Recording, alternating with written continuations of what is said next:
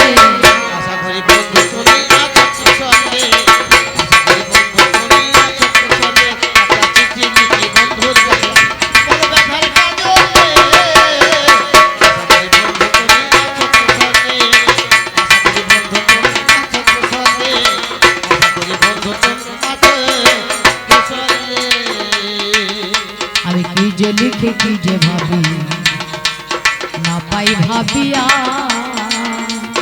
অবলা না বলা কথা নিয়ে বুঝিয়া আমি অবলা না বলা কথা নিয়ে বুঝিয়া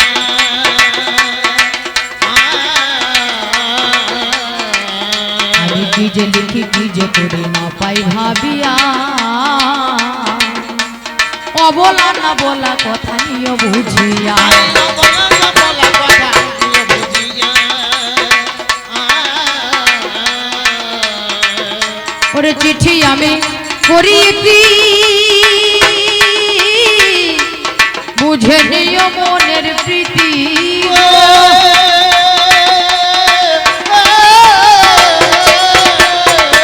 অধম রসিকেরও এই মিনতি অধম রসিকেরও এই মিনতি রেখো চরণ কমলে আশা করি বন্ধু তুমি আছো কুশলে আশা করি বন্ধু তুমি আছো কুশলে একটা চিঠি লিখি বন্ধু কাছে আশা করি পরার মনে আছো কুশলে আশা করি পরার মনে আছো কুশলে আশা করি পরার বন্ধু আছো কুশলে